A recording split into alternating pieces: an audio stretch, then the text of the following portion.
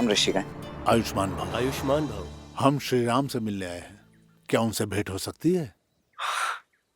अवश्य, आइए इस ओर।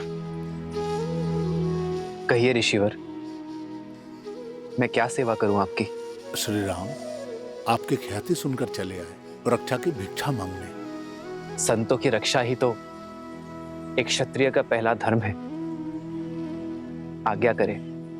हम दंडकारण्य से आए हैं, जहां हम ऋषि मुनि ही क्या, प्रजा भी उन 2 राक्षसों के प्रकोप से ग्रसित है। तो बताइए ऋषिवर, कौन है ये उद्दंडी?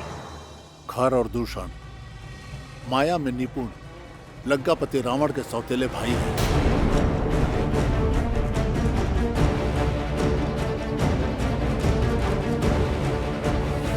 रावण का केवल एक ही उद्देश्य है, भय और बल से संपूर्ण जगत को अपने अधीन करना। फिर चाहे धर्म और न्याय की बलि ही क्यों न चढ़े, आतंक की सीमा पार ही क्यों न हो जाए। श्री राम, जैसे आपने तारका वर्ण को ताड़का मुक्त किया, उसी प्रकार से हमारे वर्ण को भी खर और दूषण के आतंक से मुक्त कीजिए। प्रजा की सुरक्षा और संतों की सेवा ही रघुवंश की परंपरा है ऋषिवर। हम उनसे विमुख नहीं हो सकते। आप निश्चिंत रहिए ऋषिवर। मुझे विश्वास है कि चित्रकूट में कोई बहुत बड़ा उद्देश्य हमारी प्रतीक्षा कर रहा है। कदाचित इसलिए ऋषि भारद्वाज ने हमें यहां रुकने का परामर्श दिया है। यदि आपकी आज्ञा हो तो चित्रकूट में अपना उद्देश्य समाप्त कर हम कुछ दिनों बाद यहां से प्रस्थान करेंगे। जैसी आपकी इच्छा। शब्दों से अधिक महत्व और कुछ नहीं। हमें विश्वास है, जिनके कोई नहीं उनके श्री राम हैं। अब शीघ्र आइए श्री राम, और हमें रावण और उसके भाइयों के आतंक से मुक्ति दिलाइए।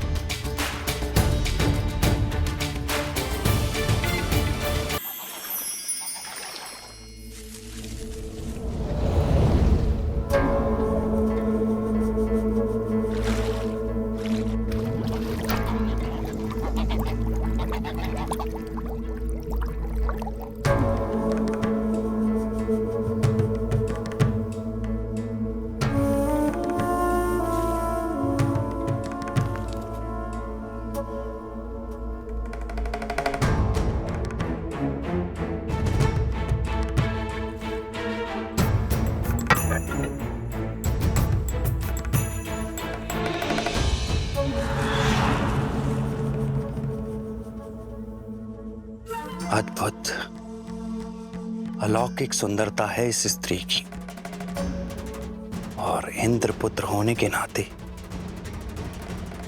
हर सुंदरता पे सिर्फ मेरा अधिकार है।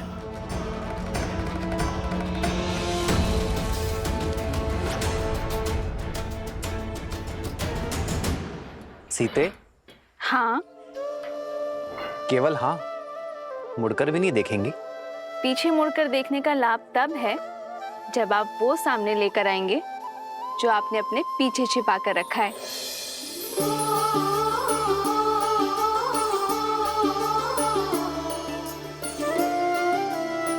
दृष्टि दूसरी ओर थी, तब भी देख लिया मुझे।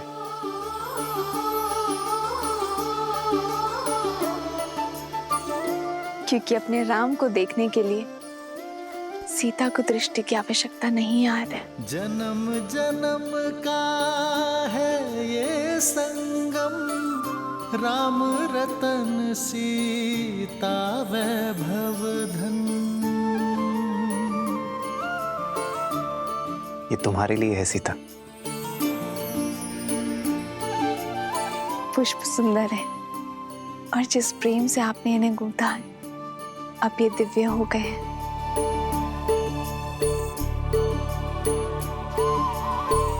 आपने ये केवल दिखाने के लिए बनाए हैं, तो स्वयं लगा दीजिए।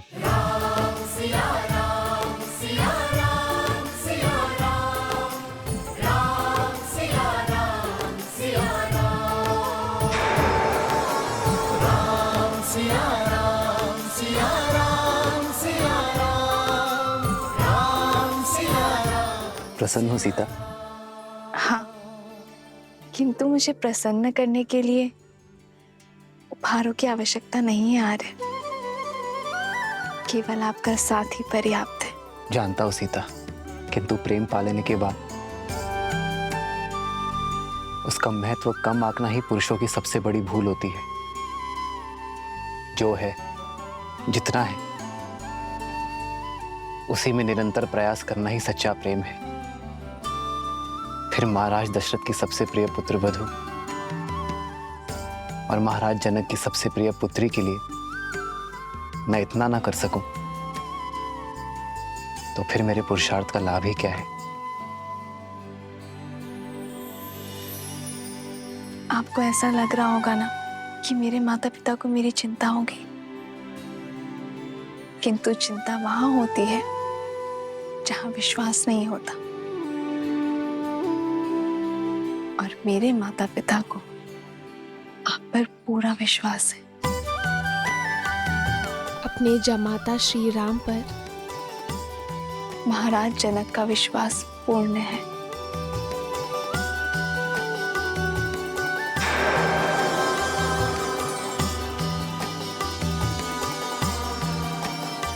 सिया राम सिया राम सिया राम सिया राम।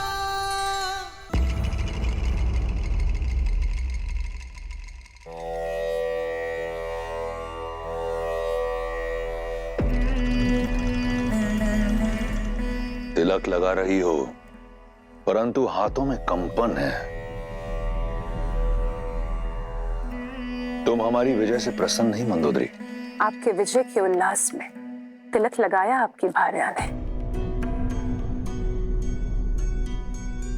पर एक मां के हाथ कांप रहे हैं, क्योंकि आपके पाप के कारण मेरे पुत्र को श्राप चला।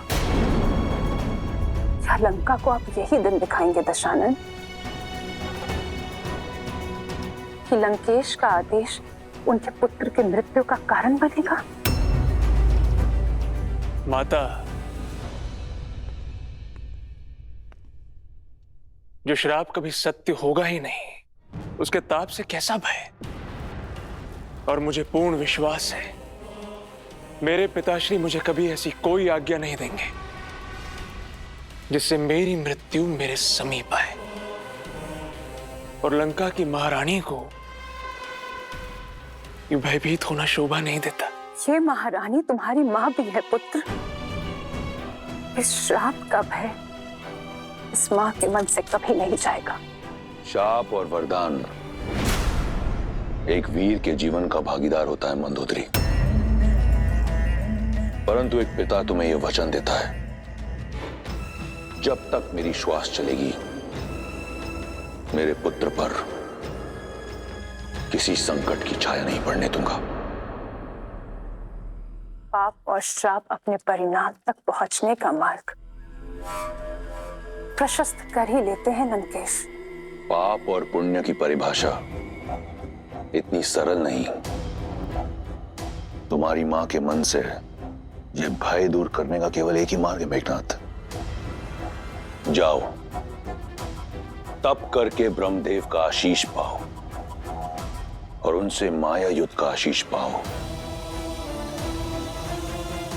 एक बार तुम माया युद्ध में सिद्धस्त हो गए तो कोई शाप तुम्हें हानि नहीं पहुंचा पाएगा। जो आज्ञा पिताश्री। लंका की समृद्धि अमर रहे। आशीर्वाद दीजिए। यशस्वी भव।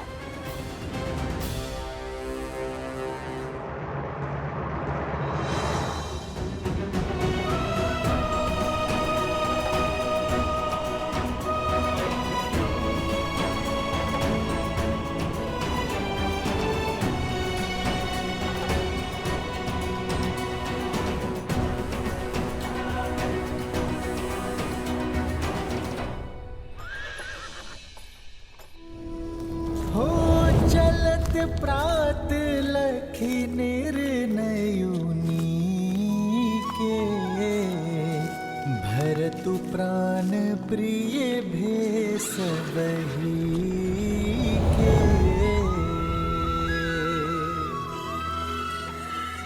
मुनि ही बंदी भरत ही सिरुनाई, चल सकल घर विदा कराई।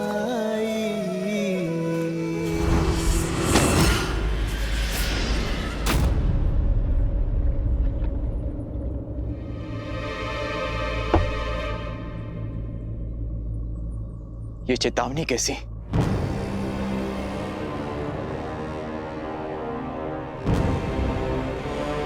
अयोध्या की सीमा लांघकर हम निषाद राज गुहा की सीमा में प्रवेश कर चुके हैं। अपने राम भैया को लाने के लिए हमें जो सीमा तोड़नी पड़े हम तोड़ेंगे।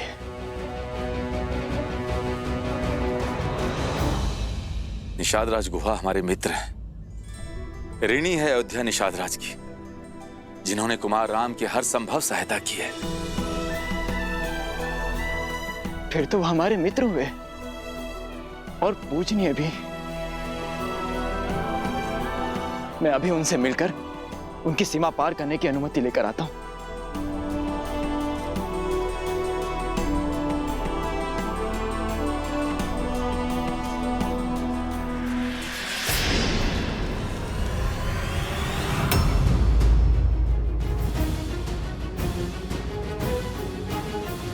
सावधान,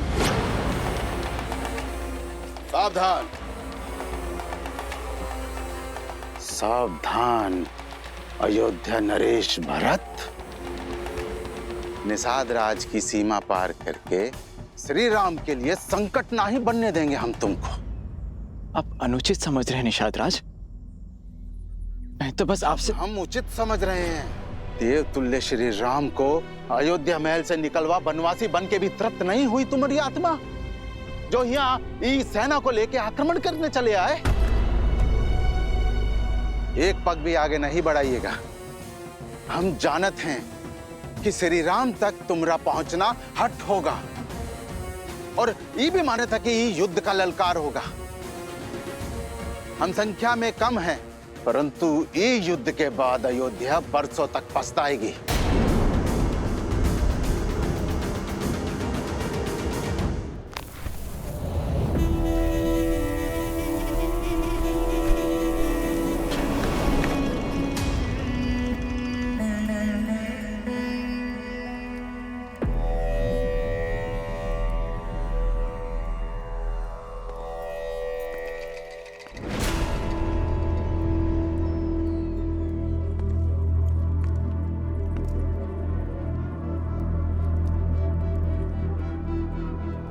मैं जानता हूं तुम क्या पूछना चाहती हो।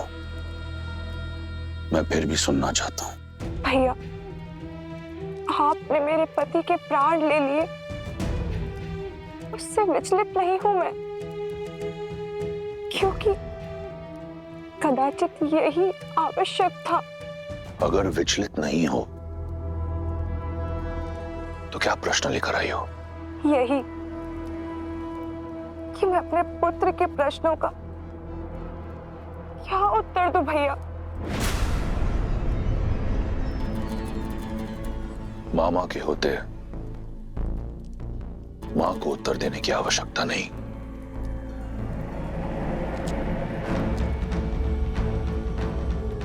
मेरे प्रिय भांजे, तुम्हें पता है इस संसार को लगता है कि तुम्हारे मामा के सीने में हृदय है ही नहीं। वो किसी की पीड़ा, किसी की व्यथा नहीं समझ सकता, परंतु ऐसा नहीं है। एक राजा बनना सरल नहीं है पुत्र।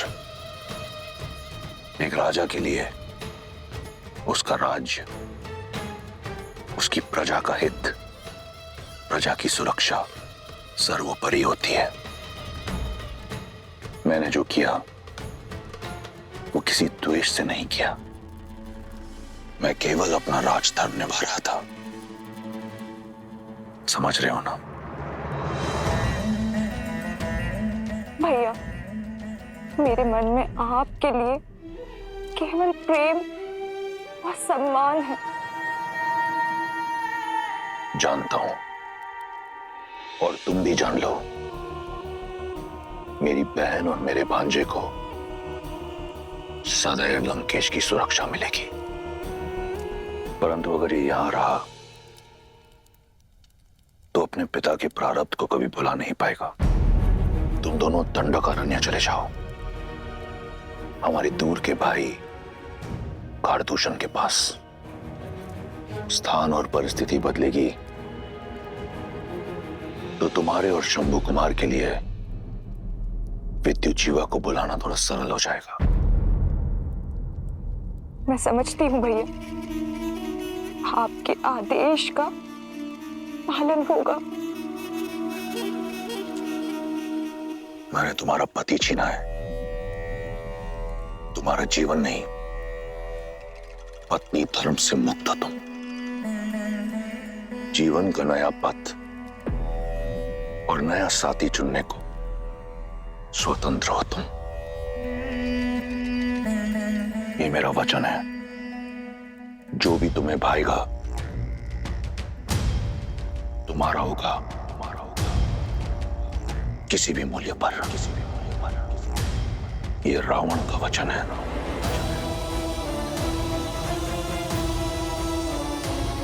धन्यवाद भैया।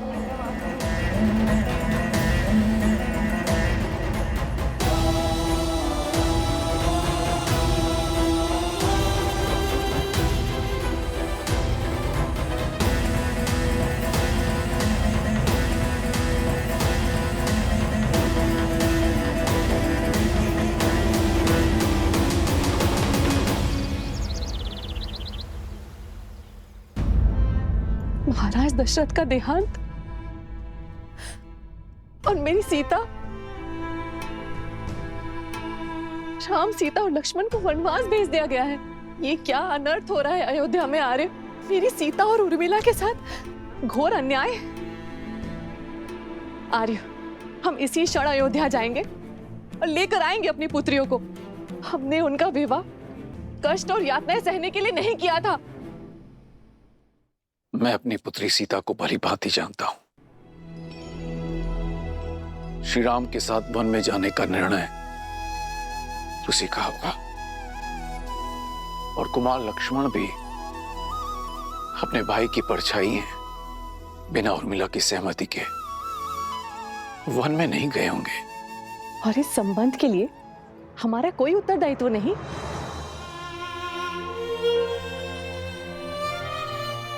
माता पिता को अपनी पुत्री के वैवाहिक जीवन में हस्तक्षेप नहीं करना चाहिए सुनैना, जब तक वो दोनों हमसे अपना परामर्श न मांगे। और राम और सीता का संबंध तो स्वयं महादेव ने चुना है, और मुझे पूर्ण विश्वास है कि राम सीता का हर परिस्थिति में साथ देंगे। और यदि उन्हें कोई पीड़ा होती, कोई समस्या होती, तो वो हमसे हमारी सहायता अवश्य मांगते। माना कि राम और सीता ने हमसे कोई सहायता या परामर्श नहीं मांगा, परंतु कुमार भरत भी तो हमारे जमाता है ना। और उनका ये पत्र, ये संकेत है कि वो हमारी मंत्रणा चाहते हैं। क्या आपको अब भी यही लगता है आर्य कि हमें नहीं जाना चाहिए?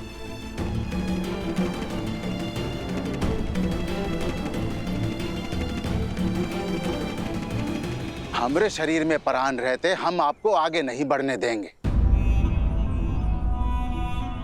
आपका लगाया हुआ हर लांछन, हर अपराध उचित है। मुझ पापी के कारण ही मेरे भैया राम को ये सब कष्ट भोगने पड़ रहे हैं। मेरे प्राण ले लीजिए, किंतु मुझे अयोध्या नरेश मत कहिए। इससे मेरे श्री राम का अपमान होगा, क्योंकि वो सिंहासन केवल उनका है। ये भरत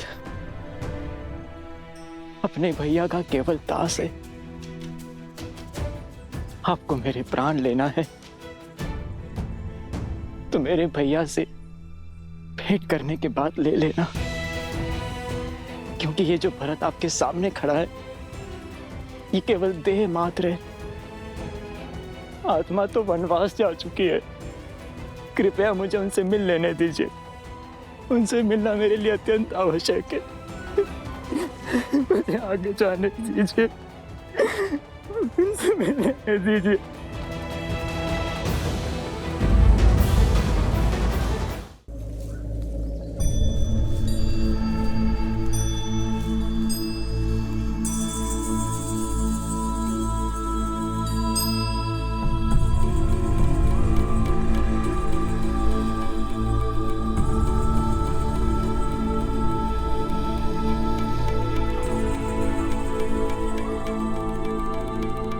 ये का है?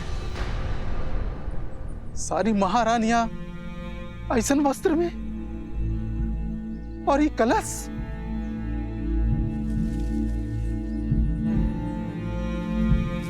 अपने धर्मात्मा पिता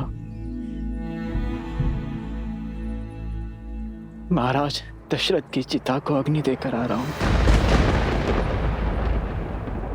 उनकी पावन अस्थियां अपने साथ लेकर जा रहा हूं ताकि उनके ज्येष्ठ पुत्र मेरे राम भैया उनकी अस्थियों का विसर्जन कर सके। श्री राम को कष्ट पहुंचाना, ऐसा विचार मैं स्वप्न में भी नहीं कर सकता। मेरी मंशा तो उन्हें उनके उचित स्थान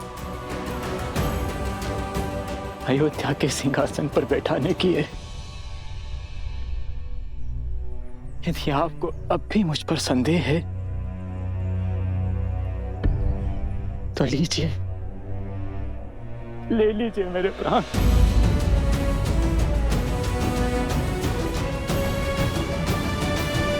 प्रार्थी हूं आपकी मंशा पर संदेह किए। क्षमा।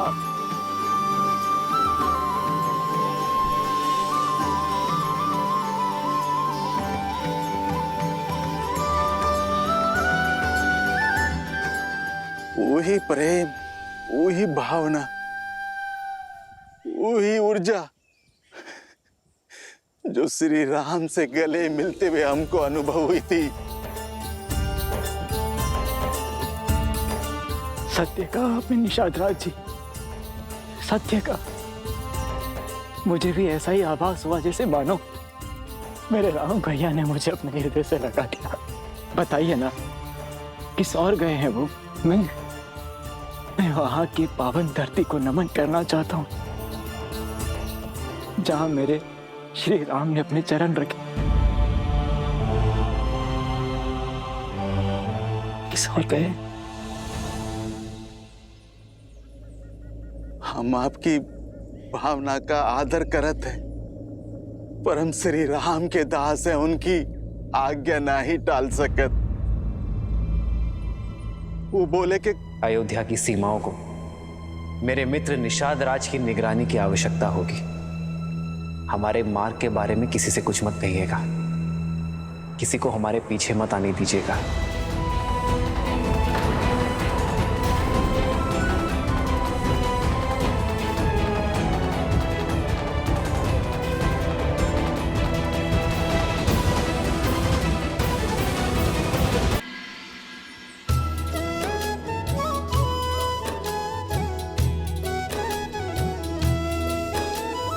बंदे संत समान चित, हित अनहित नहीं कोई। अंजलि गत शुभ सुमन जिनी, सम सुगंध कर दोई।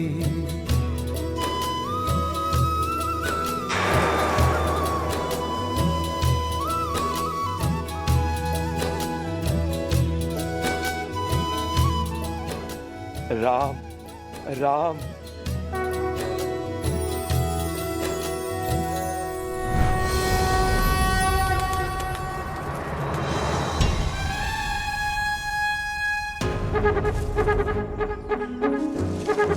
यही सही समय अपनी इच्छा को पूरा करने का। एक बार बस इस सुंदरी को स्पर्श कर लूं, फिर मेरी इच्छा भी पूरी हो जाएगी और किसी को ज्ञात भी नहीं होगा।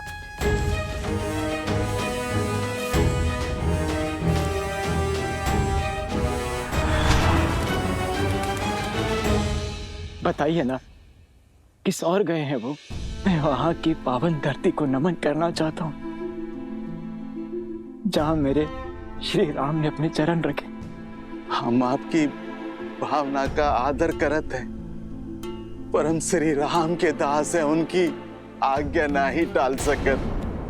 उनका स्पष्ट निर्देश है कि उनके पीछे किसी को ना आने दो। क्षमा क्षमा। श्री राम के साथ यहाँ रहने नहीं, अपितु उन्हें अपने साथ अयोध्या ले जाने आया हूं। और क्या इसमें भी उनकी आज्ञा का उल्लंघन होगा? पर क्या आप नहीं चाहते कि मेरे भैया राम अयोध्या के सिंहासन पर बैठे? ना ही मेरे मन में कोई खोट है और ना ही मेरे वहां जाने से उनकी आज्ञा भंग होगी। आगे का मार्ग बता दीजिए मुझे, अन्यथा मैं अपनी देह यहीं त्याग दूंगा।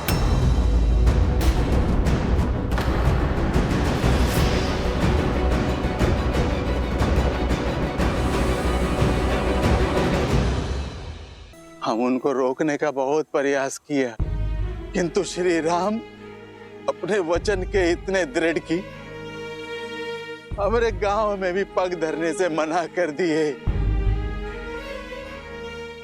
यहाँ वृक्ष के नीचे विश्राम किए सीता मैया के संग, और वहां लक्ष्मण भैया बिना पल के जब कहे रात्रि भर पहरा देते रहे।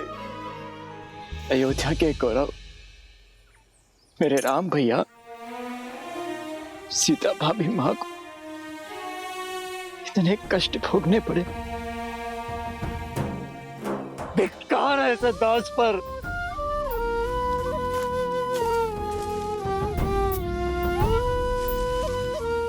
अवश्य ही मेरी राम भक्ति में कोई खोट रहा होगा, जो अपने भैया पर होते कष्ट को आभास न कर पाया।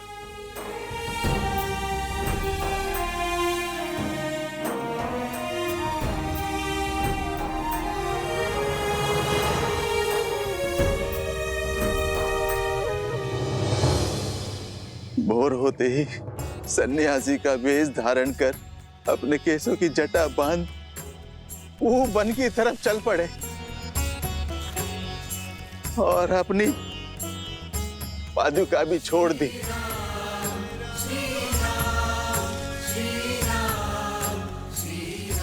कहा कि एक वनवासी के लिए अब इस पादुका की आवश्यकता नहीं।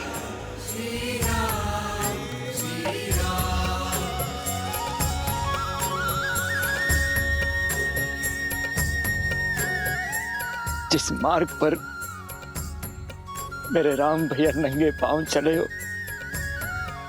तो उनका ये दास वो भी पादुकाएं नहीं पहनेगा, वो भी नंगे पांव चलेगा।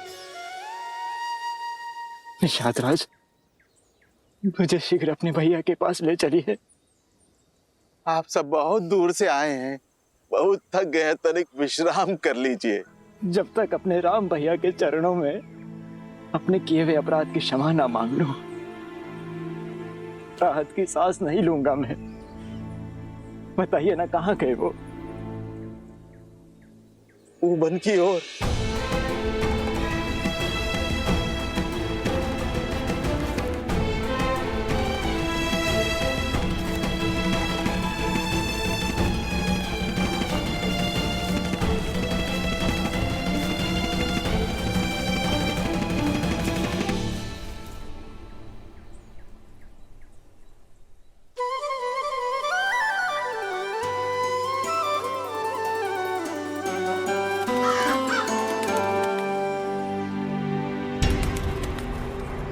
नागभूषणी जी।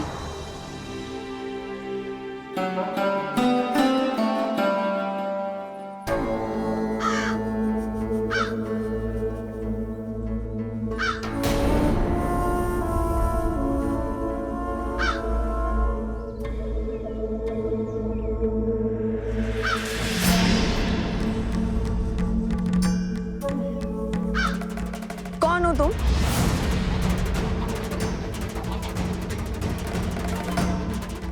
इसी क्षण अपने मूल स्वरूप में आओ, अन्यथा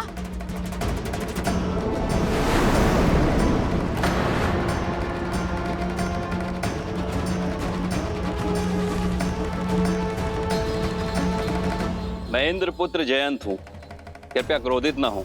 मैं तो केवल आपके चरण स्पर्श कर आपका आशीर्वाद लेना चाहता था। एक स्त्री को प्रकृति छठी इंद्री के साथ इस संसार में भेजती है, जो मलिन स्पर्श और मलिन दृष्टि दोनों को समझ जाती है, और तुमने मुझे मलिन हृदय से छुआ है।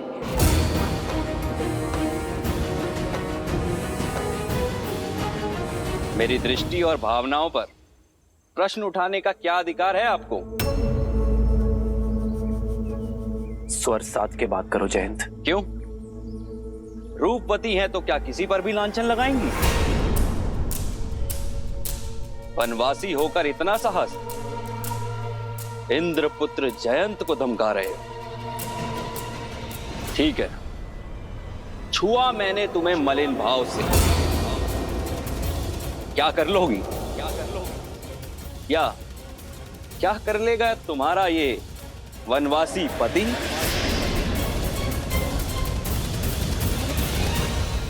जितना बड़ा पद उतना ही बड़ा दंड। पर मैं तुम्हें एक अवसर देता हूं जयंत,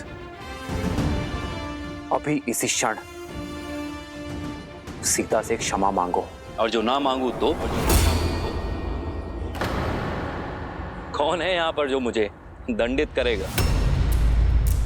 राजपाट छिन गया, वन वन यूं तपस्वियों की तरह भटक रहे हो, लेकिन अभिमान ज्यों का त्यों। देवराज इंद्र के पुत्र से उलझने की चेष्टा कर रहे हो।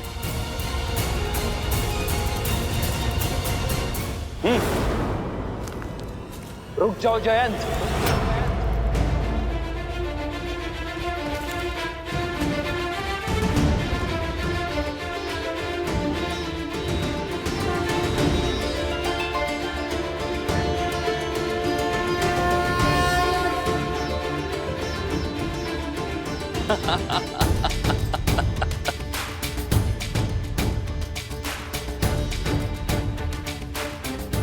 अब इस छोटे से तिनके से प्रहार करोगे मुझ पर?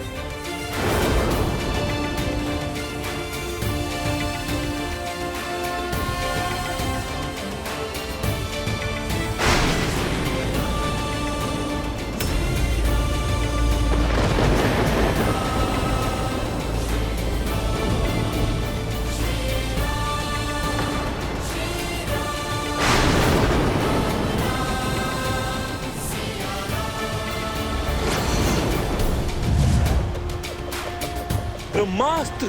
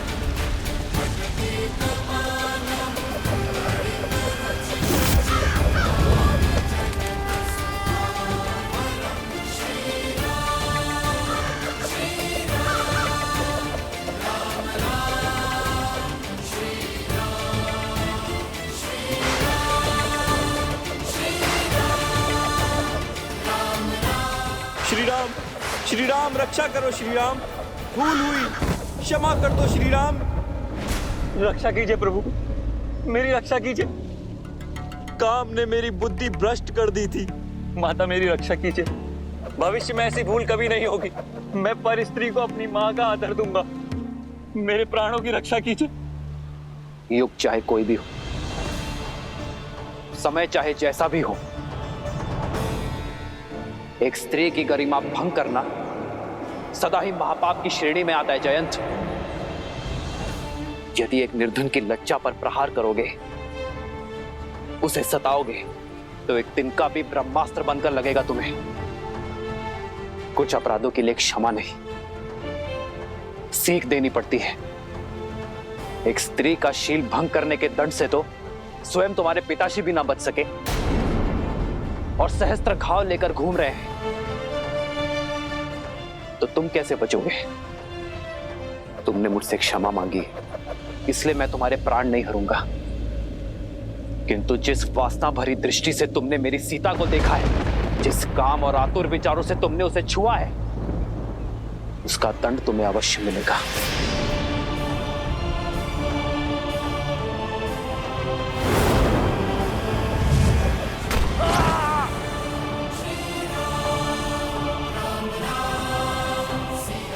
मुझे जीवित छोड़ने के लिए धन्यवाद श्री राम।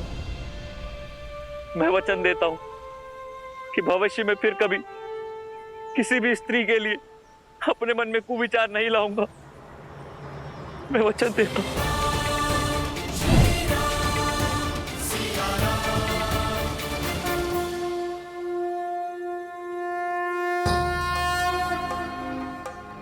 मार्ग दिखाइए ऋषिवर। भरत, तुम क्यों राम के कर्तव्य पथ का कांटा बनना चाहते हो? राम तो संसार के हैं, उन्हें क्यों अयोध्या तक सीमित करना चाहते हो? ये आप क्या कह रहे हैं ऋषिवर? भैया के लिए कांटा तो मैं बन गया उनके आनंदमय जीवन का। यदि मेरा प्रेम निश्चल है, यदि मेरे भीतर आप सत्य देख रहे हैं,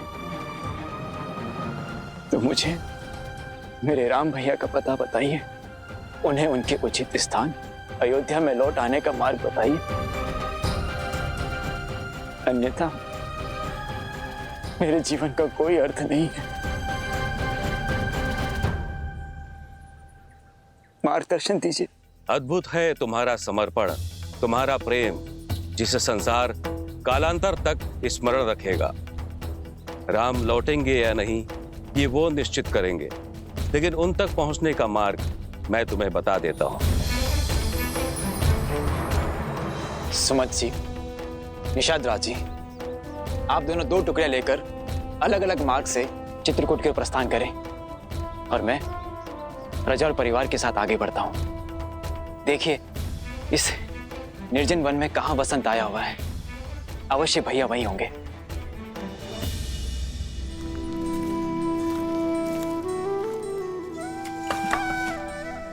ईंधन के लिए लकड़ियां ले आया हूं माता।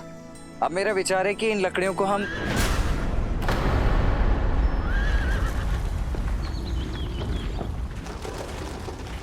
अवश्य कोई संकट निकट है। आप चिंता मत कीजिए, मैं अभी देख कर आता हूं।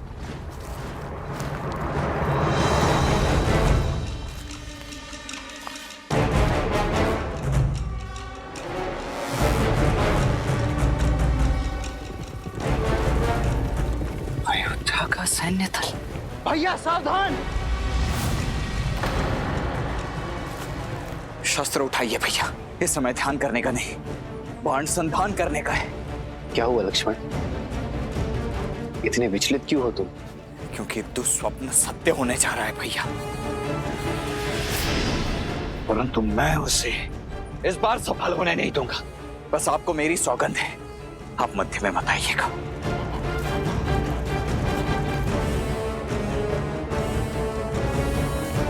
क्या हुआ लक्ष्मण, कौन आया है? वही भैया, आपका प्रिय भरत। क्या मेरा भरत आया है?